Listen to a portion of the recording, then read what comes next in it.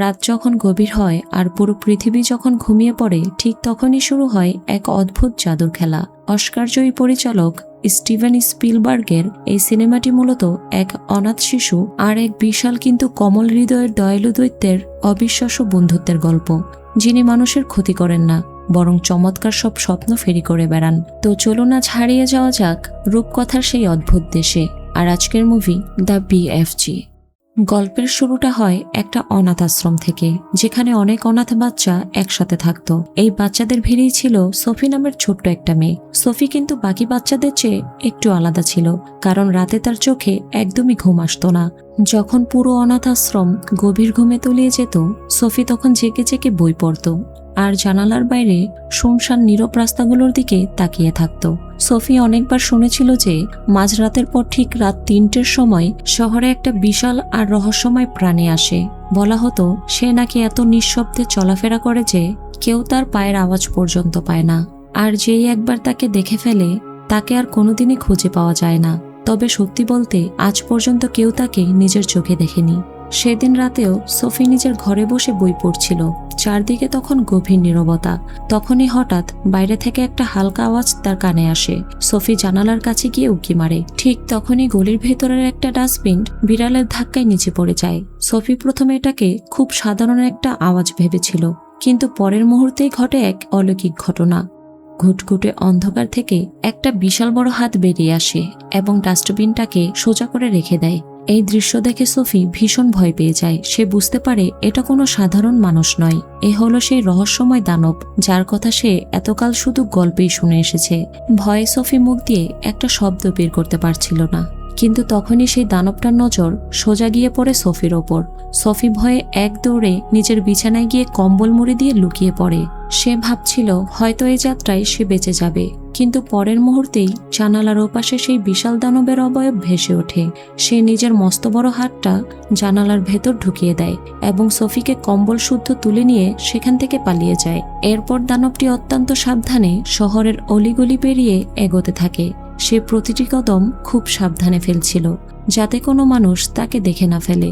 দেখতে দেখতে সে সোফিকে নিয়ে মানুষের দুনিয়া থেকে বহু দূর চলে যায়। জায়গাটার নাম ছিল জায়ান্ট কান্ট্রি বা দানবদের দেশ। এখানে মানুষের চেয়ে বহুগুণ বড় বড় সব দানবরা বাস করত। দানবটি সোফিকে নিয়ে তার গুহার মতো দেখতে একটা বাড়িতে আসে।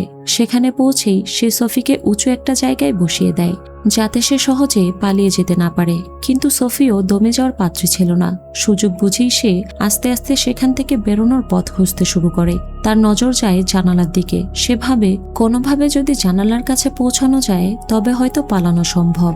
সোফি খুব কষ্টে জানালার কাছে পৌঁছায় এবং সেটা খোলার চেষ্টা করতে থাকে, কিন্তু জানালাটা খুলতেই সেখানে রাখা কিছু জিনিসপত্র নিচে পড়ে যায়। আওয়াজ শোনা মাত্রই দানবটি বুঝে যায় যে সোফি পালানোর চেষ্টা করছে। সে ঝড়ের বেগে সোফির সামনে এসে সাফ জানিয়ে দেয় যে এখান থেকে পালানোর কোনো পথ নেই। এটা মানুষের দুনিয়া নয়, এটা দানবদের দেশ। এরপর সে সোফিকে একটা বড় পাত্রে ঢুকিয়ে টেবিলের ওপর এনে রাখে। সোফি তখনও ভয়ে থরথর করে কাঁপছিল। ঠিক তখনই দানবটি নিজের আসল পরিচয় দেয়। সে বলে তার নাম হলো BFG, অর্থাৎ বিগ ফ্রেন্ডলি জায়ান্ট, মানে বড় কিন্তু দয়ালু দানব। তখনই গুহার বাইরে থেকে অন্যান্য দানবদের ভয়ানক সব চিৎকার ভেসে আসতে শুরু করে। BFG সোফিকে জানায় এই দেশে সে ছাড়াও আরো 9টি দানব থাকে, যারা তার চেয়েও অনেক বেশি বড়, শক্তিশালী এবং মারাত্মক বিপজ্জনক। এই কথা শুনে সোফি আরো বেশি আতঙ্কিত হয়ে পড়ে। সে কাঁপতে কাঁপতে BFG-কে অনুরোধ করে, দয়া করে তুমি আমাকে খেয়ে ফেলো না। BFG তাকে শান্ত করে বলে সে তাকে কিচ্ছু করবে না, কারণ সে বাকি দানবদের মতো নয়। সে একটা ভালো দানব এবং মানুষের কোনো ক্ষতি সে করে না। সে কোনো মাংস খায় না, বরং স্নোচ কাম্বার নামের একটা দুর্গন্ধযুক্ত তেতো সবজি খেয়েই বেঁচে থাকে। এরপর সোফি একটু ধাতস্থ হয়ে তাকে জিজ্ঞেস করে, তুমি যদি আমাকে খেতে নাই চাও তবে এখানে ধরে আনলে কেন? আমি তো অনাথ আশ্রমে বেশ ভালোই ছিলাম। BFG তখন পাল্টা প্রশ্ন করে, তুমি কি সত্যি সেখানে ভালো ছিলে? সোফি দীর্ঘশ্বাস ফেলে বলে সে সেখানে মোটেও ভালো ছিল না। সেখানকার প্রধান ম্যাট্রন ছিল ভীষণ কড়া আর নিষ্ঠুর। এরপর সোফি কৌতূহল নিয়ে জানতে চায়, বাকি দানবরাও কি BFG-র মতোই ভালো? এই প্রশ্নে BFG-র মুখটা গম্ভীর হয়ে যায়। সে জানায় বাকি দানবরা অত্যন্ত বিপজ্জনক এবং নরখাদক। তারা মানুষকে কেবল তাদের খাবার মনে করে। সোফি তখন বলে, এখানে যদি এতই বিপদ থাকে তবে আমাকে নিয়ে এলে কেন? তখন বিএফজি আসল সত্যটা জানায়। সে বলে সোফি তাকে মানুষের দুনিয়ায় দেখে ফেলেছিল। যদি সে সোফিকে সেখানেই ছেড়ে আসতো তবে সোফি সবাইকে বলে দিত যে সে একটা সত্যিকারের দানব দেখেছে। তারপর এই খবর রানীর কান পর্যন্ত পৌঁছাতো এবং রানী নিজের বিশাল সেনাবাহিনী নিয়ে দানবদের দেশ আক্রমণ করে বসত। বিএফজির কথা শুনে সোফির মনে বিশ্বাস জাগে যে এই দানবটি অন্তত তাকে খাবে না। তার মনের ভয়টা অনেকটাই কমে যায় এবং সে আগের চেয়ে অনেক বেশি সাহস ফিরে পায়। তবে বিএফজি সোফিকে কড়াভাবে বলে দেয় যে সোফি যেন ভুলেও কখনো এই গুহার বাইরে পা না বাড়ায়, কারণ বাইরে যে নরখাদক দানবরা ঘুরছে তারা যদি একবার সোফিকে দেখতে পায় তবে তাকে জ্যান্ত চিবিয়ে খেয়ে ফেলবে। বিএফজি পরিষ্কার জানিয়ে দেয় এখন থেকে সোফিকে সারা জীবন এই গুহাতেই কাটিয়ে দিতে হবে। বিএফজির এই কথা শুনে সোফি ভীষণ চিন্তায় পড়ে যায়। তবে শুধু সোফি নয়, খোদ বিএফজির চোখে মুখেও এক অদ্ভুত ভয়ের ছাপ দেখা যাচ্ছিল। কিছু সময় পর বিএফজি সোফিকে শোয়ার জন্য একটা বড় কাঠের ড্রাম বা ব্যারেল দেয় এবং তাকে মন শান্ত করে বিশ্রাম নিতে বলে। সোফি যখন ক্লান্ত হয়ে ঘুমিয়ে পড়ে বিএফজি তখন পা টিপে টিপে গুহা থেকে বের হয়ে যায়। সে একটা বিশাল ঝর্ণার আড়ালে লুকিয়ে থাকা গোপন রাস্তা দিয়ে নিজের পার্সোনাল একটা ল্যাবরেটরিতে গিয়ে পৌঁছায়। এই ঘরটা ছিল দেখার মতো, ঠিক যেন কোনো রূপকথার জাদুকরী দুনিয়া। চারদিকে সাজানো ছিল হাজার হাজার রং বেরঙের চকচকে কাচের বোতল। তবে এগুলো কিন্তু কোনো সাধারণ বোতল ছিল না। এই বোতলগুলোর ভেতরে বন্দী ছিল মানুষের নানা রকমের রঙিন ও অদ্ভুত সব স্বপ্ন। বিএফজি রাতের বেলা ঘুরে ঘুরে এই স্বপ্নগুলো প্রজাপতির মতো জাল দিয়ে ধরে আনত এবং পরে মানুষের দুনিয়ায় গিয়ে রাতে ঘুমিয়ে থাকা ছোট ছোট বাচ্চাদের উপহার দিত। এই ঘরে এসে বিএফজি একটা লাল রঙের বোতল বের করে এবং সেই স্বপ্নটার ওপর অদ্ভুত কিছু একটা করতে শুরু করে। ওদিকে মাঝরাতে সোফির হঠাৎ ঘুম ভেঙে যায়। সে মাথা তুলে দেখে বিএফজি নিচে মেঝেতে গভীর ঘুমে আচ্ছন্ন এবং তার বিকট নাক ডাকার আওয়াজে পুরো গুহা থরথর করে কাঁপছে। সোফির মনে হয় দানবদের এই দেশ থেকে পালানোর এর চেয়ে ভালো সুযোগ সে আর কোনোদিন পাবে না। সে একদম নিঃশব্দে বিছানা থেকে ওঠে এবং কোনো মতে গুহার বড় জানালাটা খুলে ফেলে।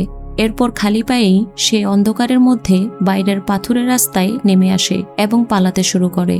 কিন্তু সেই মাত্র কিছুটা দূর আগানোর পর হঠাৎ মাটির নিচ থেকে একটা দানবীয় হাত বেরিয়ে আসে এবং সোফিকে এমনভাবে ছোঁ মেরে তুলে নেয় যেন সে কোনো ছোট্ট মুরগির ছানা। সোফি ভয়ে চিৎকার করতে করতে বিএফজির গুহার দিকে তাকিয়ে সাহায্যের জন্য ডাকতে থাকে। কিন্তু এই কঠিন বিপদের সময় বিএফজি তাকে বাঁচানো তো দূরের কথা, উল্টো নিজের গুহার দরজা জানালা আরো শক্ত করে বন্ধ করে দেয়। পরের মুহূর্তেই সেই ভয়ানক নরখাদক রাক্ষসটা সোফিকে নিজের মুখের কাছে নিয়ে যায় এবং এক নিমেষে জ্যান্ত গিলে ফেলে। বাঁচাও বলে এক জোরদার চিৎকারের সাথে সোফি ধরপড় করে বিছানায় উঠে বসে। তার পুরো শরীর তখন ঘামে ভিজে গেছে। আসলে এই পুরো ঘটনাটা সত্যি ছিল না, এটা ছিল একটা ভয়ানক দুঃস্বপ্ন। বিএফজি নিজেই লাল বোতলের সেই দুঃস্বপ্নটি তৈরি করে সোফির ঘুমের মধ্যে ফুটিয়ে দিয়েছিল, যাতে সোফি নিজের চোখে অনুধাবন করতে পারে যে এই গুহার বাইরের দুনিয়াটা সত্যি কতটা ভয়ঙ্কর এবং রক্তপিপাসু রাক্ষসরা কতটা নিষ্ঠুর হতে পারে। সোফি যখন একটু শান্ত হয় তখন তার নজর পড়ে বিএফজির তৈরি এক অদ্ভুত সবুজ রঙের জুসের বোতলের ওপর। বিএফজি মুস্কি হেসে তাকে বলে যে এই বিশেষ ড্রিঙ্কসটার নাম হলো ফ্রপস কটেল। এটা কোনো সাধারণ পানীয় নয়, বরং দানবদের দুনিয়ায় সবচেয়ে অদ্ভুত এবং জাদুকরী জিনিসগুলোর মধ্যে একটি। সোফি যখন ফ্রপস কটল জুসের বোতলটা ভালো করে দেখে তার ভীষণ অদ্ভুত লাগে, কারণ সাধারণত যে কোনো কোল্ড ড্রিঙ্কস বা জুসের বুদবুদ বা বাবলসগুলো নিচের থেকে উপরের দিকে ওঠে এবং তা খাওয়ার পর মানুষের মুখে ঢেকুর আসে, কিন্তু এই জাদুকরী জুসের বুদবুদগুলো ওপর থেকে নিচের দিকে যাচ্ছিল। সোফি এই অদ্ভুত জুসের আসল ক্ষমতার আন্দাজ করার আগেই হঠাৎ করেই গুহার ভেতর বিজলি চমকানোর মতো আওয়াজের সাথে এক জোরদার বিস্ফোরণ ঘটে। এই ধামাকাটা এতটাই জোরালো ছিল যে এর আওয়াজে পুরো গুহা কেঁপে ওঠে। আর এই প্রচণ্ড আওয়াজ শুনেই সেখানে হাজির হয় এক মারাত্মক বিপজ্জনক দানব। সে ছিল বাকি নরখাদক রাক্ষসদের চেয়েও অনেক বেশি ভয়ানক, কুৎসিত এবং পুরো দানব দেশের 9টি রাক্ষসের সর্দার। তার নাম ছিল ফ্ল্যাশ লাইমটার। তার ঘ্রাণ শক্তি ছিল এতটাই তীব্র যে সে বহুদূর থেকেই মানুষের উপস্থিতি টের পেয়ে যেত। গুহায় পা দিয়েই ফ্ল্যাশ লাইমটার নাক কুচকে এদিক ওদিক তাকাতে থাকে। সে বুঝতে পারে আশেপাশে কোনো মানুষ আছে। সোফি তাকে দেখেই ভয়ে কাঁপতে কাঁপতে একটা পাথরের আড়ালে গিয়ে লুকিয়ে পড়ে, কিন্তু ফ্ল্যাশ লাইমটারের পুরো বিশ্বাস ছিল যে এখানে কোনো না কোনো মানুষ লুকিয়ে আছে। উপায় না দেখে সোফি তড়িঘড়ি করে সেই দুর্গন্ধযুক্ত তেতো সবজি স্নোচ কাম্বারের ভেতরে গিয়ে লুকিয়ে পড়ে। কিন্তু দানবদের সর্দার যখন গন্ধ শুকতে শুকতে সেই সবজির স্তূপের কাছে আসে তখন তার মনে হয় মানুষের গন্ধটা এই সবজির ভেতর থেকে আসছে। দানবটা তখন রেগে মেগে সেই জঘন্য স্বাদের তেতো সবজিটাই কামড়ে খেতে শুরু করে। ঠিক তখনই ঘটে এক চরম বিপদ। সবজিটা খাওয়ার চক্করে সোফির একটা পা বাইরে বেরিয়ে আসে এবং বিএফজি বুঝে যায় যে সোফি ওই সবজির ভেতরেই আটকে আছে এবং আর এক কামড় দিলেই রাক্ষসটা সোফিকে চিবিয়ে খেয়ে ফেলবে। বিএফজি ভয় না পেয়ে অত্যন্ত চতুরতার সাথে ফ্ল্যাশ লাইমটারকে আটকায়। সে তাকে মনে করিয়ে দিয়ে বলে যে, আরে ভাই, তুমি তো এই জঘন্য দুর্গন্ধযুক্ত সবজি একদমই পছন্দ করো না। তুমি হলে খাঁটি মাংসাশী রাক্ষস, তুমি এসব কি খাচ্ছ? এই কথা শুনতেই ফ্ল্যাশ লাইমটার রেগে গিয়ে সবজিটা ছুঁড়ে ফেলে দেয় এবং টেবিল থেকে ফ্রপস কটেল জুসের বোতলটা তুলে নিয়ে রাগে গজগজ করতে গুহা থেকে বেরিয়ে যায়। সে চলে যাওয়া মাত্রই বিএফজি একটা দীর্ঘশ্বাস ফেলে এবং দ্রুত সোফিকে সবজির ভেতর থেকে পরম যত্নে সোফিকে গোসল করায় এবং পরার জন্য একদম পরিষ্কার পরিচ্ছন্ন জামা কাপড় দেয়। এরপর সে গুহার ভেতরের একটা বিশাল গাছের কৌটোরের মধ্যে সোফির জন্য একটা ছোট্ট এবং আরামদায়ক বিছানা তৈরি করে দেয়। শুধু তাই নয়, সোফি যাতে এই জায়গাটা নিজের বাড়ির মতো অনুভব করতে পারে সেজন্য তার প্রিয় বই আর চশমাটাও বিছানার পাশে এনে গুছিয়ে রাখে। সব গুছিয়ে দিয়ে বিএফজি সোফিকে বলে যে এখন তাকে তার নিজের কাছে বের হতে হবে, তাই সোফি যেন এই গাছের ভেতরেই নিরাপদে লুকিয়ে থাকে। সোফি কৌতূহল সামলাতে না পেরে জিজ্ঞেস করে, আচ্ছা তুমি আসলে প্রতিদিন রাতে কি কাজ করো? বিএফজি তখন ভালো মানুষের মতো হেসে সোফিকে তার জীবনের আসল রহস্যটা বলে। সে জানায় তার কাজটা খুবই অদ্ভুত আর সুন্দর। সে প্রতিদিন রাতে বহুদূর গিয়ে জাদুকরি সব স্বপ্ন ধরে নিয়ে আসে এবং পরে মানুষের দুনিয়ায় গিয়ে রাতে ঘুমিয়ে থাকা ছোট ছোট নিষ্পাপ বাচ্চাদের চোখে সেই সুন্দর স্বপ্নগুলো বুনে দেয়। এই কথা শোনা মাত্রই সোফির চোখের কোণায় এক অদ্ভুত কৌতূহল আর আনন্দ ভেসে ওঠে। সে জেদ ধরে বসে যে সেও বিএফজির সাথে যাবে। প্রথমে বিএফজি তাকে সাফ মানা করে দেয়, কারণ বাইরে পা বাড়ালেই যে কোনো মুহূর্তে আদমখোর রাক্ষসদের মুখে পড়ার ভয় ছিল। কিন্তু সোফি তখন বিএফজির দিকে তাকিয়ে খুব আকুল গলায় বলে, তুমি যেমন এই দানবদের দেশে একদম একা, আমিও তো আমার দুনিয়ায় ঠিক তেমনই একা। এই বিশাল পৃথিবীতে আমার আপন বলতে কেউ নেই। সোফির এই কথাগুলো শুনে বিএফজির মনটা এক নিমিষেই গলে যায়।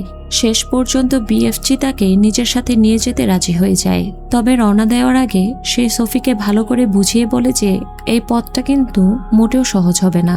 তাদের রাস্তা জুড়ে ঘুমিয়ে থাকা সেই ভয়ঙ্কর নরখাদক রাক্ষসদের গা বাঁচিয়ে একদম নিঃশব্দে সামনের পাহাড়ের চূড়ায় পৌঁছাতে হবে। আর সোফিকে সাথে নিয়ে এই কাজটা ছিল আরো 100 গুণ বেশি কঠিন, কারণ সামান্য একটু টু শব্দ হলেই সবকটা রাক্ষস একসাথে জেগে উঠবে। এরপর বিএফজি সোফিকে নিজের পকেটে লুকিয়ে নিয়ে পা টিপে টিপে অত্যন্ত সাবধানে এগোতে শুরু করে। কিছু দূর যেতেই দেখা যায় রাস্তার মাঝখানে একটা বিশাল রাক্ষস শুয়ে ঘুমাচ্ছে। ঠিক তখনই রাক্ষসটার নাক চুলকাতে শুরু করে আর তার এক বিশাল হাঁচি আসতে নেয়। সে যদি একবার হাঁচি দিত তবে তার বিকট শব্দে পুরো দানব দেশ একসাথে জেগে উঠত। কিন্তু বিএফজি তার বুদ্ধিমত্তা খাটিয়ে এক অদ্ভুত আর মজার কায়দায় রাক্ষসটার নাক টিপে ধরে তার হাঁচি আটকে দেয়। একটু সামনে এগোতেই একটা কাক ডাকতে যাচ্ছিল। বিএফজি ঝটপট গিয়ে তার ঠোঁটটাও চেপে ধরে যাতে কোনো আওয়াজ বাইরে না আসে। কোনো মতে সোফিকে নিয়ে বিএফজি যখন ওই এলাকা পার হতে যাবে ঠিক তখনই ঘটে বিপত্তি। ঘুমন্ত এক রাক্ষসের চোখ হঠাৎ খুলে যায় আর বিএফজি তার নজরে পড়ে যায়। সেই খেপাটে রাক্ষসটা এক ঝটকায় বিএফজিকে ধরে ফেলে এবং পা ধরে তাকে শূন্যে ঝুলিয়ে দেয়। এই কাণ্ড দেখে সোফি ভয়ে কাঁপতে কাঁপতে রাস্তার পাশে পড়ে থাকা একটা পুরনো ভাঙা গাড়ির ভেতরে গিয়ে লুকিয়ে পড়ে। দেখতে দেখতে মুহূর্তের মধ্যে দানব দেশের বাকি সবকটা রাক্ষসও জেগে ওঠে। এবার তাদের সর্দার ফ্ল্যাশ লাইমটার বিএফজিকে নিয়ে এক চরম নিষ্ঠুর ও নোংরা খেলা খেলার পরিকল্পনা করে। তারা এবার নিরীহ বিএফজিকে ফুটবলের মতো একজন আরেকজনের কাছে ছুঁড়ে মেরে খেলতে থাকে। বিএফজি শরীর ও শক্তিতে ওদের চেয়ে অনেক ছোট আর দুর্বল ছিল, তাই সে শত চেষ্টা করেও ওদের সাথে কোনো লড়াই করতে পারছিল না।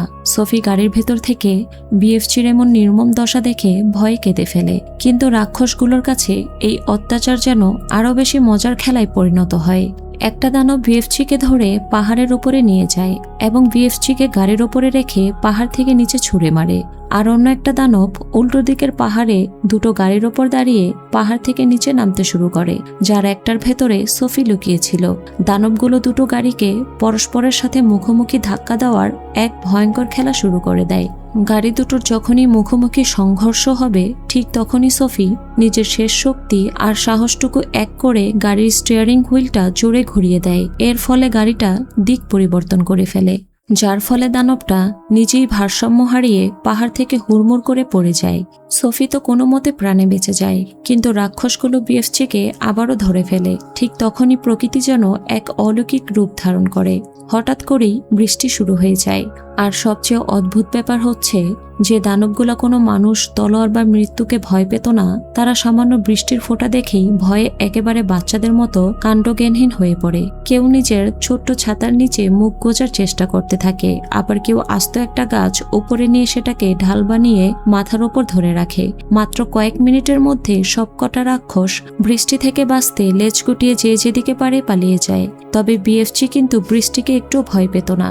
সে বুঝতে পারে পালানোর এর চেয়ে বড় সুযোগ আর আসবে না। সে তড়িঘড়ি করে সোফির চশমাটা নিজের পকেটে রাখে, সোফিকে গাড়ি থেকে বের করে তার ব্যাগের মধ্যে ভরে নেয় এবং দ্রুত সেখান থেকে পালিয়ে যায়। কিন্তু এই তাড়াহুড়োর মাঝে একটা মস্ত বড় ভুল হয়ে গিয়েছিল।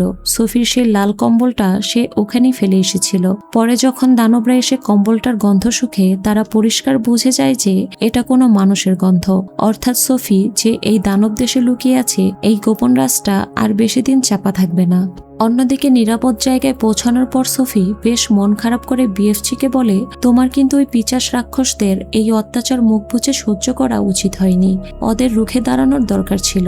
বিএফসি তখন দীর্ঘশ্বাস ফেলে বলে, আমি এই 9টি আদমখোর রাক্ষসের মাঝে একদম একা আর অসহায় সোফি। ওরা প্রতিদিন মানুষের দুনিয়ায় গিয়ে কত শত বাচ্চার মুখের হাসি কেড়ে নেয়, বাচ্চাদের জ্যান্ত চিবিয়ে খেয়ে ফেলে। আমি ওদের আটকাতে চাই, কিন্তু চাইলেও যে আমার সেই শক্তিটুকু নেই। বিএফসির এই অসহায়তা দেখে সোফিরও মনটা খারাপ হয়ে যায়। এরপর বিএফসি সোফিকে নিয়ে পাহাড়ের সবচেয়ে উঁচু চূড়াটার দিকে এগোতে থাকে। এটা কিন্তু কোনো সাধারণ পাহাড় ছিল না। মেঘের আড়ালে লুকিয়ে থাকা এই রহস্যময় জায়গাটাই ছিল স্বপ্নের আসল দেশ, দ্য ড্রিম কান্ট্রি। পাহাড়ের চূড়ায় পৌঁছাতেই সোফির চোখে পড়ে এক বিশাল ম্যাজিক্যাল গাছ, যার চারপাশের পরিবেশটা ছিল অবিকল কোনো রূপকথার জাদুকরি দুনিয়ার মতো। বিএফসি সোফিকে একটা দারুণ রহস্যের কথা বলে। সে জানায় তার এই মস্ত বড় কান দুটোর কারণে সে পৃথিবীর সবচেয়ে ছোট থেকে ছোট আওয়াজও স্পষ্ট শুনতে পায়। এমনকি মেঘ থেকে বৃষ্টির ফোঁটা পড়ার শব্দ, গাছের পাতার মৃদু সরসরানি আর মাটির বুকে পিঁপড়েদের হেঁটে চলার আওয়াজও তার কানে ধরা দেয়। তবে বিএফসির কাছে সবচেয়ে প্রিয় মনে হয় গাছপালার আওয়াজ, কারণ এই গাছেরা এমন সব গল্প শোনায় যা কোনো সাধারণ মানুষ শুনতেই পায় না। কথা বলতে বলতে সোফি একটা জাদুকরি পুকুরের পাড়ে গিয়ে দাঁড়ায়। সে যখন পানিতে নিজের প্রতিবিম্ব দেখতে নিচের দিকে তাকায় তখন পানির ভেতর এক অপরূপ এবং অপার্থিব সুন্দর দুনিয়া ভেসে ওঠে। ঠিক তখনই সোফিকে অবাক করে দিয়ে বিএফসি এক লাফে ওই পুকুরের পানিতে ঝাঁপ দেয় এবং সাথে সাথে স্বপ্নের সেই আসল দুনিয়ায় পৌঁছে যায়। সোফি প্রথমে হচকচিয়ে গেলেও পরক্ষণেই নিজের সবটুকু সাহস সঞ্চয় করে সেও পুকুরের পানিতে ঝাঁপিয়ে পড়ে। এখন তারা দুজনেই স্বপ্নের মূল দুনিয়ায় অবস্থান করছে। বিএফসি সোফিকে বলে, এই সেই জায়গা যেখান থেকে মানুষের প্রতিটা স্বপ্নের জন্ম হয়। ওই বিশাল গাছের ডালে ডালে আলোর বিন্দুর মতো ভেসে বেড়াচ্ছিল হাজারো রকমের স্বপ্ন। প্রতিটি স্বপ্নের ভেতরে লুকিয়ে আছে এক একটি আলাদা গল্প, আলাদা অনুভূতি আর আলাদা সুর। বিএফসি আরো বলে, এই স্বপ্নগুলো নাকি তার সাথে কথাও বলে। তারা নিজেরাই ফিসফিস করে বিএফসিকে জানিয়ে দেয় যে তারা ভালো স্বপ্ন নাকি ক্ষতিকর, তারা কোন বাচ্চার জন্য তৈরি হয়েছে এবং তাদের মাঝে কোন আবেগ লুকিয়ে আছে। এরপর বিএফসি একটা প্রজাপতির জালের মতো নেট নিয়ে বাতাসে ভাসতে থাকা স্বপ্ন ধরার চেষ্টা করতে থাকে। সোফি তাকে ইশারায় দেখিয়ে দিচ্ছিল স্বপ্নটা ঠিক কোন দিকে যাচ্ছে, কিন্তু অদ্ভুত ব্যাপার হলো স্বপ্নটা বিএফসির জালে না ধরা দিয়ে সোজা উড়ে এসে সোফির চারপাশে ঘুরতে শুরু করে। বিএফসি আলতো করে সেটাকে তুলে নিয়ে সোফির হাতের তালুর উপর রাখে। সে বলে, দেখো সোফি, এটা কত নরম আর কত সুন্দর একটা মিষ্টি স্বপ্ন। এরপর সে খুব সাবধানে স্বপ্নটাকে একটা কাচের বোতলে বন্দি করে ফেলে। বিএফজি তখন সোফিকে বলে, তুমি নিজে এবার কয়েকটা স্বপ্ন ধরে দেখো না। সোফি তো মহা আনন্দে সেই উজ্জ্বল রঙিন স্বপ্নগুলোর পেছনে ছুটতে শুরু করে এবং স্বপ্নের পিছু নিতে নিতে সে বিএফজির থেকে অনেকটা দূরে চলে যায়। ঠিক তখনই অন্ধকার কোণ থেকে একটা কালো এবং ভয়ানক দুঃস্বপ্ন ধেয়ে আসে। সোফি তো এর বিপদ সম্পর্কে কিছুই জানতো না, তাই সে ভুল করে ওই কুচকুচে কালো দুঃস্বপ্নটাকেই ধরে ফেলে। বিএফজি দূর থেকে এটা দেখেই তীব্র আতঙ্কে সোফির দিকে ছুটে আসে এবং ঘাবড়ে গিয়ে বলে, সর্বনাশ হয়েছে, এটা কোনো ভালো স্বপ্ন নয় সোফি, এটা একটা অত্যন্ত বিপজ্জনক আর ভয়ানক দুঃস্বপ্ন। এরপর সে তড়িঘড়ি করে ওই কালো স্বপ্নটাকে বাকি ভালো স্বপ্নগুলো থেকে আলাদা করে একটা বিশেষ বোতলে শক্ত করে আটকে দেয়। স্বপ্ন ধরার পর্ব শেষ করে বিএফজি আর সোফি আবার সেই পুকুরের রাস্তা দিয়ে দানবদের দেশে ফিরে আসে। এবার বিএফজিকে মানুষের দুনিয়ায় যেতেই হতো, কারণ তার জীবনের আসল দায়িত্বটা তো এখনো বাকি, রাতে ঘুমিয়ে থাকা নিষ্পাপ বাচ্চাদের চোখে এই সুন্দর স্বপ্নগুলো বিলিয়ে দেওয়া। সোফিও এবার বিএফজির কাঁধে চড়ে চুপি চুপি মানুষের দুনিয়ায় চলে আসে। তারা দুজনে অন্ধকার রাতে সাবধানে শহরের একটা বাড়ির ছাদ আর দেয়াল বেয়ে এগোতে থাকে এবং শেষমেশ একটা বাড়ির জানালার বাইরে এসে দাঁড়ায়। জানালার ওপাশে একটা ছোট বাচ্চা গভীর ঘুমে মগ্ন ছিল। সোফি ফিসফিস করে বিএফজিকে জিজ্ঞেস করে, আচ্ছা আমরা ঠিক এই বাড়িটাতেই কেন এলাম? বিএফজি তখন হেসে বলে, আমি দূর থেকেই এই বাচ্চার মনের অবুঝ কথাগুলো শুনতে পেয়েছিলাম। আমার মন বলছিল আজ রাতে এই বাচ্চাটার একটা খুব সুন্দর স্বপ্নের প্রয়োজন। এরপর বিএফজি সোফির দিকে তাকিয়ে জিজ্ঞেস করে, তুমি বলো আজ এই বাচ্চাটাকে আমরা কেমন স্বপ্ন উপহার দেব? সোফি বলে, ওকে এমন একটা জাদুকরী স্বপ্ন দাও যাতে সকালে ঘুম থেকে উঠেই ওর মনটা একদম খুশিতে ভরে যায়। বিএফজি তখন তার ব্যাগ থেকে একটা চমৎকার উজ্জ্বল আলো ছড়ানো বোতল বের করে। বাচ্চাটাকে স্বপ্ন দেওয়ার পর সোফি কৌতূহল নিয়ে বিএফজিকে জিজ্ঞেস করে, আচ্ছা স্বপ্নের এই জাদুকরী বিদ্যা কি তোমাকে তোমার বাবা মা শিখিয়েছেন? এই কথা শুনে বিএফজি একটু চুপ হয়ে যায়, তার চোখ দুটো বিষাদে ভরে ওঠে। সে বলে, সোফি আমাদের মতো দানবদের কোনো বাবা মা থাকে না। আমার বয়স কত জানো? হয়তো এই পৃথিবীর বয়স যত, আমার বয়সও ঠিক ততটাই। এরপর বিএফজি তার মস্ত বড় ট্রাম্পেট বা চোঙাটি জানালার ফাঁক দিয়ে গলিয়ে দিয়ে ফু মারে। আলোর বিন্দুর মতো স্বপ্নটি গিয়ে বাচ্চার ভেতরে প্রবেশ করে। মাত্র কয়েক সেকেন্ডের মধ্যেই বাচ্চাটার ঠোঁটের কোণে একটা নিষ্পাপ হাসি ফুটে ওঠে। ঘুমিয়ে ঘুমিয়েই সে খিলখিল করে হেসে ওঠে। প্রথমবার বিএফজির কাজের এই অলৌকিক সৌন্দর্য চোখের সামনে দেখে সোফির মনটাও খুশিতে ভরে যায়। কাজ শেষ করে দুজনে যখন দানবদের দেশে ফিরছিল, তখনই মাঝ রাস্তায় তারা বাকি নরঘাতক রাক্ষসদের দেখতে পায়। তারা তখন মানুষদের দুনিয়ায় বাচ্চাদের শিকার করার জন্য বের হচ্ছিল। ওদের দেখেই বিএফজি সোফিকে নিয়ে আড়ালে লুকিয়ে পড়ে, কারণ সে জানত একা হাতে ওই 9টি রাক্ষসকে থামানো তার পক্ষে সম্ভব নয়। ঠিক তখনই সোফির মনে পড়ে তার সেই লাল কম্বলটা তো সাথে নেই। সে বিএফজিকে বলতেই বিএফজি নিজের পকেট চেক করে দেখে, কিন্তু কম্বলটা সেখানেও ছিল না। সোফি তখন বলে, তার মানে কম্বলটা দানবদের দেশেই কোথাও পড়ে রয়েছে। এই কথা শুনে বিএফজির মাথায় যেন আকাশ ভেঙে পড়ে। রাক্ষসরা যদি ওই কম্বলটা খুঁজে পায়, তবে তার গন্ধ শুকেই তারা বুঝে যাবে যে দানব দেশে কোনো মানুষ এসেছে, আর সোফির কথা জানতে পারলে ওরা তাকে জ্যান্ত খেয়ে ফেলবে। সোফিকে বাঁচানোর জন্য বিএফজি এক বুক কষ্ট নিয়ে এক কঠিন সিদ্ধান্ত নেয়। সে সোফিকে সোজা নিয়ে এসে আবার সেই অনাথ আশ্রমের বাইরে ছেড়ে দিয়ে চলে যায়। সোফির যখন ঘুম ভাঙে, সে দেখে সে অনাথ আশ্রমের সামনে শুয়ে আছে। প্রথমে সে কিছুই বুঝতে পারছিল না, তার মনে হচ্ছিল হয়তো সে কোনো স্বপ্ন দেখছে। কিন্তু তখনই অন্ধকারের আড়াল থেকে বিএফজি বেরিয়ে আসে। সে সোফিকে বলে, তুমি তোমার কম্বলটা দানবদের দেশে ফেলে এসেছো। রাক্ষসরা এখন তোমার খোঁজে হন্য হয়ে উঠবে, তাই আমার সাথে থাকা তোমার জন্য মোটেও নিরাপদ নয়। সোফি তাকে আটকানোর চেষ্টা করে। সে কোনোভাবেই বিএফজিকে ছেড়ে যেতে চাইছিল না। তখনই বিএফজি সোফিকে তার অতীতের এক যন্ত্রণাদায়ক সত্যি কথা জানায়। সে বলে, অনেক বছর আগে তোমার মতোই আমার একটা ছোট্ট মানুষ বন্ধু ছিল। সেও তোমার মতো এক রাতে আমাকে দেখে ফেলেছিল, আর তাই আমি বাচ্চাটিকে আমার সাথে করে নিয়ে যাই। সে খুব বই পড়তে ভালোবাসতো, আর তার কাছ থেকেই আমি লেখাপড়া শিখেছিলাম। আজ তুমি যে লাল জ্যাকেটটা পরে আছো, ওটা আসলে ওই বাচ্চাটারই ছিল। কিন্তু একদিন বাকি রাক্ষসরা ওর গন্ধ পেয়ে যায়, আর তারা আমার চোখের সামনে ওকে মেরে ফেলে। বিএফজি আজও সেই অপরাধবোধ আর কষ্ট ভুলতে পারেনি। সে চায় না সোফির পরিণতি যেন ওই বাচ্চাটার মতো হোক। কিন্তু সোফি তাও হার মানার পাত্র ছিল না। সে জোর দিয়ে বলে, এবার এমন কিচ্ছু হবে না। আমরা দুজনে মিলে ওই পিচাসগুলোকে আটকাবো এবং এই পৃথিবী থেকে দূর করে দেব। কিন্তু বিএফজি নিজের জেদে অটল থাকে। সে নিজের ব্যাগটা কাঁধে তুলে নিয়ে সোফিকে ফেলে রেখে চলে যেতে শুরু করে। সোফি পেছন থেকে বারবার ডাকলেও বিএফজি একবারের জন্য পেছন ফিরে তাকায় না। সোফি অনেক মন খারাপ করে অনাথ আশ্রমে নিজের ঘরে ফিরে আসে। তখনই সোফির হঠাৎ মনে পড়ে বিএফজি তো বলেছিল সে মানুষের মনের কথা বহু দূর থেকে শুনতে পায়। সোফির বিশ্বাস ছিল বিএফজি এখনো আশেপাশে কোথাও লুকিয়ে আছে এবং তার মনের কথা শুনতে পাচ্ছে। এই বিশ্বাসের ওপর ভর করেই সোফি সোজা জানালার কার্নিশে গিয়ে দাঁড়ায় এবং কোনো কিছু না ভেবেই সোজা নিচে লাফ দিয়ে দেয়। আর ঠিক মাটিতে পড়ার আগে একটা বিশাল হাত এসে তাকে ধরে ফেলে। হ্যাঁ, সে আর কেউ নয়, আমাদের বিএফজি। বিএফজি এবার বুঝতে পারে সোফি কোনো সাধারণ মেয়ে নয়, সে প্রচন্ড সাহসী। তাই বিএফজি তাকে আবার নিজের সাথে করে দানবদের দেশে নিয়ে আসে। সেখানে এসে দুজন মিলে যখন রাক্ষসদের আটকানোর উপায় খুঁজছিল, তখন এই গুহার বাইরে ভারী পায়ের আওয়াজ আর চিৎকার শোনা যায়। রাক্ষসরা চলে এসেছে। বিএফজি তড়িঘড়ি করে সোফিকে গুহার ভেতরে থাকা সেই বিশাল গাছের কোটরের মধ্যে লুকিয়ে ফেলে। ফ্ল্যাশ লাইটটার গুহায় ঢুকেই সোফির সেই লাল কম্বলটা দেখায় আর গর্জন করে বলে, আমরা এখান থেকে তখনই যাব যখন এই কম্বলের মালিককে আমাদের হাতে তুলে দিবি। এবার সবকটা রাক্ষস পুরো গুহা উলটপালট করে সোফিকে খুঁজতে থাকে। তারা বিএফজির ঘর ভাঙচুর করতে থাকে এবং মানুষের গন্ধ খুঁজতে থাকে। খুঁজতে খুঁজতে সর্দার ফ্ল্যাশ লাইটটার ঠিক সেই গাছের কৌটারের কাছে চলে আসে যেখানে সোফি লুকিয়েছিল। সোফি কোনো মতে নিজের শ্বাস চেপে ধরে গাছের ভেতরের একটা পানির পাইপ বেয়ে নিচে নেমে যায়। নিচে নামতেই সে গাছের একদম পাতালে গড়ে তোলা একটা গোপন ঘরে এসে পৌঁছায়। ঘরটা ছিল বাকি সব জায়গা থেকে আলাদা। সেখানে মানুষের পরার বই, জামা কাপড় আর ছোট ছোট জিনিস সুন্দর করে সাজানো ছিল।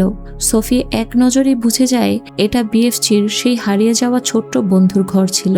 ঘরের এক কোণে সে চমৎকার একটা পেইন্টিং দেখতে পায় যেখানে ওই বাচ্চাটি নিজের আর বিএফজির ছবি এঁকেছিল এবং নিচে বড় বড় অক্ষরে লিখেছিল বিএফজি, মানে বিগ ফ্রেন্ডলি জায়ান্ট। সোফি বুঝতে পারে বিএফজিকে এই মিষ্টি নামটা আসলে ওই বাচ্চাটাই দিয়েছিল।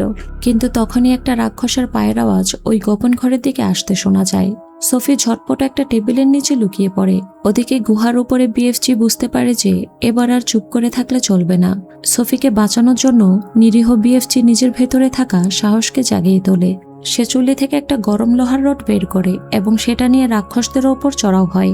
জীবনে প্রথমবার বিএফজি ওই নরখাদকদের চোখে চোখ রেখে লড়াই করে এবং লোহার রডের ঘা মেরে এক এক করে সবকটা রাক্ষসকে গুহা থেকে বের করে দেয়। খসড়া পালিয়ে যাওয়ার পর সোফি ওপরে উঠে আসে। তখনই ঘরের দেয়ালে ঝোলানো ইংল্যান্ডের মহারানী কুইন অফ ইংল্যান্ডের একটা ছবির ওপর সোফির নজর পড়ে। আর ওই ছবিটা দেখা মাত্রই সোফির মাথায় এক দারুণ বুদ্ধি আসে। সে দ্রুত বিএফজির কাছে গিয়ে বলে, আমরা যদি একা ওদের সাথে না পেরে উঠি তবে আমাদের সাহায্য নিতে হবে স্বয়ং ইংল্যান্ডের রানীর। আইডিয়াটা ছিল অত্যন্ত নিখুঁত। সোফি বিএফজিকে বলে, তোমাকে রানীর জন্য এমন একটা ভয়ানক আর বাস্তব দুঃস্বপ্ন তৈরি করতে হবে যেখানে রানী নিজে ঘুমে দেখবেন যে 9টি মস্ত বড় নরখাদক রাক্ষস ইংল্যান্ডে ঢুকে ছোট ছোট বাচ্চাদের ধরে ধরে খেয়ে ফেলছে। বিএফজির কাছে সোফির আইডিয়াটা দারুণ লাগে। এরপর সে স্বপ্নে সেই ল্যাবরেটরিতে গিয়ে রানীর স্বপ্নের বোতলে রাক্ষসদের হিংস্রতা, বাচ্চাদের হারিয়ে যাওয়ার হাহাকার আর সেই সাথে ব্রিটিশ আর্মি বা সেনাবাহিনীর দৃশ্য যোগ করে দেয় যাতে রানী জেগে ওঠার পর বুঝতে পারেন কি করতে হবে। সোফি তখন বিএফজিকে বলে, এই স্বপ্নে শুধু রাক্ষস আর আর্মি দিলে হবে না, এই স্বপ্নে আমাকে আর তোমাকেও জুড়তে হবে। কারণ রানী যখন স্বপ্নে আমাদের দুজনকে দেখতে পাবেন তখন ঘুম ভাঙার পর জানালার বাইরে আমাদের দেখলে তিনি বিশ্বাস করবেন যে স্বপ্নটা কোনো সাধারণ স্বপ্ন ছিল না, এটা ছিল এক চরম বাস্তব সতর্কবার্তা। বিএফজি সোফির কথা মতো স্বপ্নের সবকটা টুকরো একসাথে মিলিয়ে এক মাস্টার স্বপ্ন তৈরি করে ফেলে। এরপর পরিকল্পনা অনুযায়ী দুজনে অন্ধকার রাতে মানুষদের থেকে লুকিয়ে লুকিয়ে মানুষদের দুনিয়ায় রানীর রাজপ্রাসাদ বাকিংহাম প্যালেসে গিয়ে পৌঁছায়। বিএফজি তার সেই দীর্ঘ ট্রাম্পেটটি রানীর শয়নকক্ষের জানালার ফাঁক দিয়ে ভেতরে ঢুকিয়ে দেয় এবং আলতো করে সেই ভয়ানক স্বপ্নটি রানীর ভেতরে ফুঁক দেয়। স্বপ্নটি রানীর মগজে প্রবেশ করা মাত্রই তিনি স্বপ্নে বাচ্চাদের চিৎকার আর রাক্ষসদের তাণ্ডব দেখে ভয়ে শিউরে ওঠেন এবং এক বিকট চিৎকার করে রানীর ঘুম ভেঙে যায়। ঠিক তখনই রানীর ঘরের দরজা খুলে মেরি নামের একজন সকালের চা নিয়ে ভেতরে প্রবেশ করে।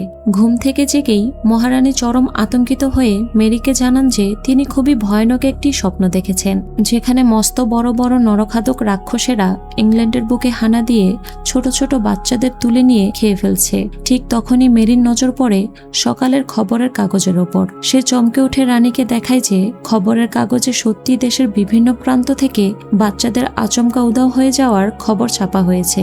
এটা দেখে রানীর বুঝতে আর বাকি থাকে না যে তিনি যা দেখেছেন তা কোনো সাধারণ স্বপ্ন ছিল না, ছিল এক মহাসত্যি সতর্কবার্তা। তখনই রানীর মনে পড়ে স্বপ্নের শেষ দৃশ্যে তিনি এক ছোট্ট মেয়েকে নিজের শয়নকক্ষের জানালার কার্নিশে বসে থাকতে দেখেছিলেন। তিনি মেরিকে দ্রুত জানালার ভারী পর্দাগুলো সরিয়ে দিতে বলেন। মেরি পর্দা সরাতেই তার চোখ কপালে ওঠে, কারণ জানালার ওপাশে হুবহু সেই ছোট্ট সোফি বসেছিল। মহারানীও এই কাণ্ড দেখে ভীষণ অবাক হয়ে যান। তিনি সোফিকে জিজ্ঞেস করেন, তোমাকে কি এখানে কোনো দানব নিয়ে এসেছে? সোফি মাথা নেড়ে বলে, হ্যাঁ রানীমা, তবে সে কোনো দুষ্ট রাক্ষস নয়, সে আমার সবচেয়ে ভালো বন্ধু, আর সেই আপনাকে এই স্বপ্নটা দেখিয়েছে যাতে আমাদের দেশের উপর আসা এই ভয়ানক বিপদের কথা আপনাকে জানানো যায়। রানী যখন জিজ্ঞেস করেন তারা কেন এখানে এসেছে, সোফি হাসি মুখে মনে করিয়ে দেয় যে এর উত্তর রানীমা ইতিমধ্যেই নিজের স্বপ্নে পেয়ে গেছেন। রানীর মাথায় তখন পুরো প্ল্যানটা পরিষ্কার হয়ে যায়। তিনি সোফিকে তার সেই দানব বন্ধুকে ডাকতে বলেন। সোফি জানালার বাইরে মুখ বাড়িয়ে বিএফচিকে ইশারায় ডাকে। প্রথমে বিএফচি ভীষণ ভয় পাচ্ছিল, কারণ মানুষের সামনে আসা বা রাজকীয় সেনাদের মুখোমুখি হওয়ার কোনো অভিজ্ঞতাই তার ছিল না। কিন্তু সোফির ওপর অগাধ বিশ্বাস রেখে সে সাহস যোগায় এবং আস্তে আস্তে প্রাসাদের বাগানে এসে দাঁড়ায়। বিএফচির ওই বিশাল পাহাড়ের মতো শরীর দেখেই রানীর প্রহরীরা আতঙ্কে নিজেদের বন্দুক তার দিকে তাক করে। সোফি তখন ঝটপট রানীকে তার স্বপ্নের প্রতিশ্রুতির কথা মনে করিয়ে দেয়। মহারানী তৎক্ষণাৎ সেনাদের অস্ত্র নামানোর আদেশ দেন এবং সেনারাও বন্দুক নামিয়ে নেন। বিএফচি রাজকীয় কায়দায় রানীর সামনে মাথা ঝুঁকিয়ে সম্মান জানায়। এরপর মহারানী প্রস্তুত হয়ে নিচে আসেন এবং বিএফচিকে সবাই মিলে খুব কষ্টে প্রাসাদের ভেতরে নিয়ে আসে। রাজপ্রাসাদের ডাইনিং হলে বিএফচির জন্য এক এলাহি আয়োজন করা হয়। বিশাল এক টেবিল পেতে বিএফচিকে বসানো হয় এবং তার সামনে মানুষের দুনিয়ার নানা রকম সুস্বাদু খাবার পরিবেশন করা হয়। বিএফচি তার জীবনে প্রথমবার এত চমৎকার ও সুস্বাদু খাবার খান, কিন্তু কফি মুখে দিতেই তেতো স্বাদ লাগার কারণে মুখ থেকে ছুঁড়ে মারেন। বিএফচি বলে, মহারানী, আপনি এই জঘন্য ড্রিঙ্কস কিভাবে পান করেন? আপনি চাইলে আমার বানানো ফ্রপসকটেল ড্রিঙ্কসটি খেয়ে দেখতে পারেন। যেই ড্রিঙ্কসটার বাপল ওপরের দিকে ওঠার বদলে নিচের দিকে যেত। এরপর রানী এলিজাবেথ এবং সেখানে থাকা সবাই মিলে সেই ড্রিঙ্কসটি পান করে, যা খাওয়ার সাথে সাথে সবার ভেতরে এক অদ্ভুত অনুভূতি হতে থাকে। এরপর সেখানে লজ্জাজনক একটি বিষয় ঘটে যায়, যেটা তোমরা স্ক্রিনে দেখে বুঝতে পারছো। তবে যাই হোক, এই ফাঁকে মহারানী তার সেনাবাহিনীর জেনারেল ও উচ্চপদস্থ কর্মকর্তাদের জরুরি তলব করেন। তিনি সাফ জানিয়ে দেন যে তিনি সোফি আর বিএফচিকে কথা দিয়েছেন ওই নরখাদক দানবদের সাম্রাজ্য তারা ধ্বংস করবেন। এবার ব্রিটিশ আর্মিকে বিএফচির পিছু পিছু সেই দানব দেশে যেতে হবে, যাতে ওই দানবগুলোকে চিরকালের জন্য বন্দী করা যায়। দেখতে দেখতে মহারানীর এক বিশাল আধুনিক সেনাবাহিনী আর যুদ্ধবিমান নিয়ে বিএফচির দেখানো পথে, কিন্তু দানব দেশের সীমান্তে পৌঁছানো মাত্রই সেনাবাহিনীর সমস্ত কম্পাস ও জিপিএস কাজ করা বন্ধ করে দেয়। তবে বিএফচি যেহেতু এই জায়গাটা ভালো করেই জানতো, তাই সে নিজের বুদ্ধিতে পুরো আর্মিকে একদম সঠিক সময়ে দানবদের ডেরায় নিয়ে আসে। সেখানে পৌঁছে বিএফচি সেনাদের ওইখানেই অপেক্ষা করতে বলে এবং নিজে সোফিকে নিয়ে গুহায় চলে যায়। গুহায় ফিরে বিএফচি তার জাদুকরি ল্যাবরেটরিতে বসে এক চরম ভয়ানক আর শক্তিশালী দুঃস্বপ্ন তৈরি করতে শুরু করে। সে সোফিকে বলে, এই দুঃস্বপ্নটা আমি ওই 9টি রাক্ষসের ভেতরে দিয়ে দেব। এর প্রভাবে ঘুম থেকে ওঠার পর ওরা এতটাই আতঙ্কিত আর দিকবেদিক শূন্য হয়ে পড়বে যে আমাদের সেনারা খুব সহজেই ওদের বন্দী করতে পারবে। কিন্তু স্বপ্নটা নিয়ে যখন তারা ঘুমে বুঁদ হয়ে থাকা দানবদের দিকে এগোচ্ছিল, তখনই বিএফচি মাথায় হাত দিয়ে বসে পড়ে। তাড়াহুড়োর চক্করে সে তার সেই লম্বা ট্রাম্পেট বা চোঙাটি রানীর প্রাসাদেই ফেলে এসেছে। চোঙা ছাড়া এত দূর থেকে স্বপ্ন ফুঁকে দেওয়া তো সম্ভব না। বিএফচি যখন হতাশ হয়ে পড়ে, সোফি কিন্তু তখনও হার মানেনি। সে নিজের জীবনের তোয়াক্কা না করে স্বপ্নের সেই জাদুকরি কাচের জারটা হাতে নিয়ে গুটি গুটি পায়ে ঘুমন্ত দানবদের একদম কাছে চলে যায়। বিএফচি তাকে আটকানোর চেষ্টা করছিল, কিন্তু তখনই ফ্ল্যাশ লাইটারের চোখ আধো আধো খুলতে শুরু করে। পরিস্থিতি হাতের বাইরে চলে যাচ্ছে দেখে সোফি আর 1 সেকেন্ডও সময় নষ্ট না করে পাথরের ওপর আছাড় মেরে কাচের জারটা ভেঙে ফেলে। জারটা ভাঙা মাত্রই সেই বন্দি দুঃস্বপ্ন ধোঁয়ার মতো মুক্ত হয়ে যায় এবং এক এক করে সবকটা রাক্ষসের নাকের ভেতর দিয়ে তাদের মগজে প্রবেশ করে। আর সাথে সাথে শুরু হয় তার আসল খেল। রাক্ষসগুলো ঘুমের ঘোরেই ভয়ে চিৎকার করতে থাকে। তাদের মনে হতে থাকে এতদিন ধরে তারা যত নিষ্পাপ বাচ্চার প্রাণ কেড়ে নিয়েছে, সেই সব বাচ্চাদের আত্মা আর তাদের নিজেদের পাপই যেন আজ ভূত হয়ে তাদের তাড়া করছে। কিন্তু তাদের সর্দার ফ্ল্যাশলাইমটার ছিল অসম্ভব শক্তিশালী। সে নিজের মনের জোর খাটিয়ে সেই দুঃস্বপ্নকে নিজের ভেতরে ঢুকতে দেয় না এবং সেটাকে ধ্বংস করে দেয়। ফলে তার ওপর স্বপ্নের কোনো প্রভাবই পড়ে না। চোখ খুলেই সে যখন সামনে ছোট্ট সোফিকে দেখতে পায়, সে রাগে অন্ধ হয়ে সোফিকে পিষে ফেলার জন্য তেড়ে আসে। ঠিক শেষ মুহূর্তে বিএফজি মাঝখানে ঝাঁপিয়ে পড়ে নিজের শরীর দিয়ে সোফিকে বাঁচিয়ে নেয়। ফ্ল্যাশলাইমটার এবার বিএফজিকে মারতে শুরু করে, কিন্তু ঠিক সেই মুহূর্তে রানীর কমান্ডো বাহিনী চারপাশ থেকে গ্রেনেড আর বোম ছুড়ে তাদের চূড়ান্ত অপারেশন শুরু করে দেয়। আকাশ থেকে ঝাঁকে ঝাঁকে যুদ্ধ হেলিকপ্টার এসে হাজির হয়। সেনারা বিশাল লোহার জাল, শক্ত দড়ি আর আধুনিক অস্ত্রের সাহায্যে এক এক করে সেই বিশালাকার দানবদের মাটিতে ফেলে বাঁধতে শুরু করে।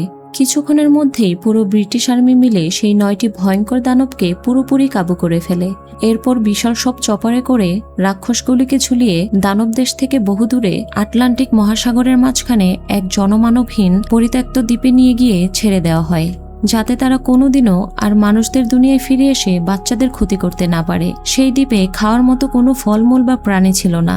এই মহারানী দয়া করে ওই দ্বীপে সেই দুর্গন্ধযুক্ত তেতো সবজির প্রচুর বীজ আকাশ থেকে ছড়িয়ে দেওয়ার ব্যবস্থা করেন, যা বিএফজি এত বছর ধরে বাধ্য হয়ে খেত। এখন থেকে ওই নরখাদক রাক্ষসদের বেঁচে থাকার জন্য সারা জীবন ওই কুৎসিত আর তেতো সবজি খেয়েই দিন কাটাতে হবে। নিজেদের এই দশা দেখে দানবগুলো দ্বীপে বসে কান্নাকাটি আর চিৎকার করতে থাকে। ওদিকে বিএফজি আর সোফির মুখে এক পরম তৃপ্তির হাসি ফুটে ওঠে। এই ঘটনার পর সোফির জীবনটাও পুরোপুরি বদলে যায়। মহারানীর পরিচারিকা মেরি সোফিকে নিজের মেয়ের মতো দত্তক নেয়। অনাথ আশ্রমের সেই অন্ধকার জীবন থেকে মুক্তি পেয়ে সোফি এবার খুঁজে পায় একটা সুন্দর রাজকীয় বাড়ি, এক স্নেহময় পরিবার আর এক সুরক্ষিত ভবিষ্যৎ। অন্যদিকে আমাদের মিষ্টি বিএফজিও মানুষদের দুনিয়ায় সবার ভালোবাসা নিয়ে আবার নিজের স্বপ্নের দেশে ফিরে যায়। তবে তাদের এই দূরত্বের কারণে সোফি আর বিএফজির অমর বন্ধুত্বে কিন্তু কোনোদিনই চির ধরেনি। রাজপ্রাসাদের বিশাল জানালার পাশে দাঁড়িয়ে সোফি যখনই তার প্রিয় বন্ধু বিএফজিকে মিস করত, তখনই সে জানালা দিয়ে বাইরের হাওয়ায় নিজের মনের কথা ফিসফিস করে বলে দিত। কারণ সে খুব ভালো করেই জানত, পৃথিবীর যে কোনো প্রান্ত থেকেই হোক না কেন, বিএফজির সেই মস্ত বড় কান দুটো তার প্রিয় বন্ধুর মনের প্রতিটা ফিসফিসানি একদমই স্পষ্ট শুনতে পায়। আর এভাবেই এক নিঃসঙ্গ অনাথ মেয়ে আর এক একাকী মিষ্টি দানবের এক অদ্ভুত সুন্দর বন্ধুত্ব সমগ্র মানব জাতিকে চিরকালের জন্য এক চরম বিপদের হাত থেকে রক্ষা করে।